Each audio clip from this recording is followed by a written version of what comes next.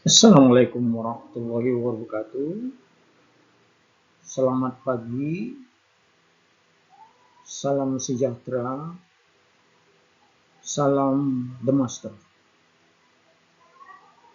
Pada pertemuan hari ini, pertemuan yang ke-12, 26, yang berjudul Effect of Slack Tanks Part 3.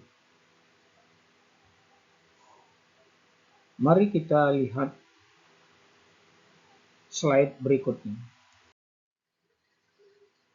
State that when the surface of the liquid V to move, there is a virtual increase in Kg, resulting in a correspondency decrease in Gm. Menyatakan bahwa ketika permukaan zat cair bebas bergerak, terjadi peningkatan Kg secara virtual, kenyataannya yang mengakibatkan penurunan Gm. Artinya bahwa kita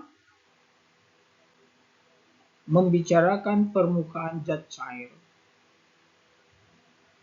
Seperti contoh, bahwa kita mengisi tangki 90%, umpamanya tangki bahan bakar, maka free surface-nya itu adalah 10%. Sehingga pergerakan daripada 10% itu bergerak dan bebas merupakan tempat udara daripada muatan tersebut. Sehingga Kg akan bergerak secara virtual. Mari kita lihat peragaan berikutnya. Ada dua tangki, satu tangki HSD tank yang disebut dengan high speed diesel tank yang berisikan 100%, akan tetapi tidak dilengkapi dengan sarana ventilasi. Di sini sangat berbahaya karena isi daripada tangki itu 100%, sehingga tidak ada free surface dan muatan tersebut memuai akan mencari tempat yang lemah, sehingga tank HSD ini sangat berbahaya. Ini yang mengakibatkan kapal selalu dengan muatannya, tangkinya pecah. Akan tetapi dengan kapal yang modern sekarang sudah dilengkapi dengan duct ventilation. Anda lihat di situ ada duct ventilation. Umpamanya kita isi MDO tanks 90%, maka udara dari tank duct ventilation itu akan keluar daripada muatan tersebut udaranya. Maka udara tersebut, tangki tersebut aman dikarenakan adanya ventilation duct. Seperti Anda tahu bahwa ventilation duct itu berasal dari kata duck atau bebek angsa yang punya leher panjang. Jadi dimisalkan itu leher panjang, maka disebut duct ventilation. Mari kita lihat slide berikut ini. When a vessel with the full tank is filled, the liquid with the tank acts like a slide mass.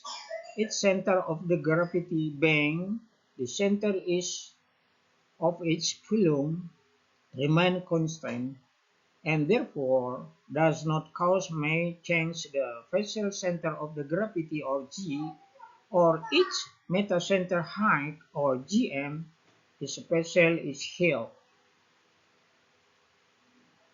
Dalam Artian bahwa ketika kapal keadaan tegak lurus dengan tangki penuh cairan di dalam tangki seperti massa padat. Pusat gravitasinya sebagai pusat volume tetap konstan dan karenanya tidak menyebabkan perubahan pada pusat graviti kapal atau G atau ketinggian metasentrik atau GM saat kapal miring.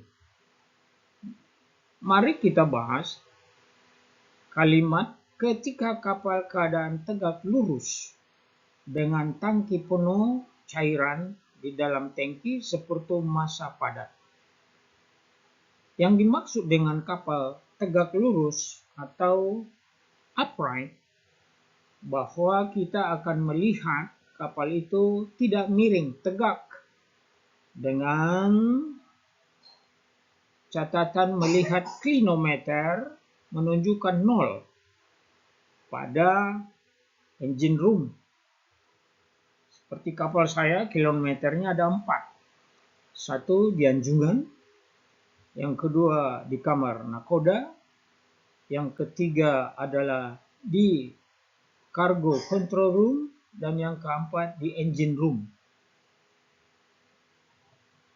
Jadi pusat gravitasinya sebagai pusat volume tetap konstan dan karenanya tidak menyebabkan perubahan pada pusat graviti. Jadi kalau kapal itu tegak lurus, pusat gravitasinya konstan dan GM-nya itu yang disebut dengan ketinggian dari metasentris pada saat kapal miring. Jadi pada saat kapal miring, dia tetap berada di tegak lurus, di mana GM tetap berada di pada metasenter. Efek permukaan bebas dapat dikurangi sampai batas tertentu dengan membuat kantung. Ruangan terjadi ketika pemuatan cair menyentuh bagian atas atau bawah tangki, mengurangi luas B atau B dari area permukaan bebas. Ruangan dengan bagian atas dan ruangan di bagian bawah tangki. Efek permukaan bebas dapat dikurangi. Contoh, ketika kita memuat 100%, itu tidak ada permukaan bebasnya padat. Maka kita kurangi muatan itu sampai 10% dan totalnya 90%. Jadi 10% tersebut merupakan kantung daripada udara. Jadi sehingga kurangnya 10% tadi mengurangi luas atau B itu adalah berth atau luas lebar daripada permukaan bebas tersebut. Jadi tadi 100% tangki atasnya penuh dan di bawah juga mendapat tekanan yang besar. Dan kalau kita kurangi sampai dengan 90%, jadi tekanan atas tangki sudah berkurang sebesar 10% dan bagian bawah tangki juga sudah 10%. Mari kita lihat gambar ini. Gambar kiri penuh dan gambar kanan itu kapalnya keadaan miring. Seperti yang saya sebutkan pada pertemuan yang lalu.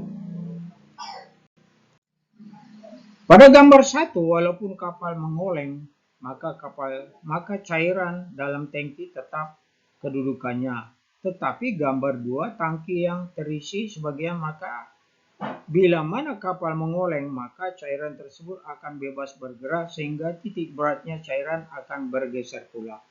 Itu dia pada saat kapal gambar 1 dan gambar 2. Pergerakan cairan tersebut mempengaruhi letak titik G. Kapal yang dapat dijelaskan dengan gambar sebagai berikut. Lihat Anda bahwa terjadinya kapalnya adalah keadaan miring ke kanan, sehingga G1 membentuk GZ, G1 membentuk GZ1, B-nya tegak lurus, karena miring ke kanan terjadilah B1, sehingga kemiringan tersebut diukur dengan rumus sinus. Misalnya miring kanan 10 derajat, maka nilai sinus 10 derajat. Karena waktu tidak mengizinkan, Anda dapat membaca dan menelaah video saya selanjutnya dan materi yang telah saya sampaikan kepada pihak manajemen pada pertemuan yang ke-26. Sekian, semoga teman-teman bisa menelaah dan mencermati video ini. Cukup sekian, salam sukses selalu. Assalamualaikum warahmatullahi wabarakatuh.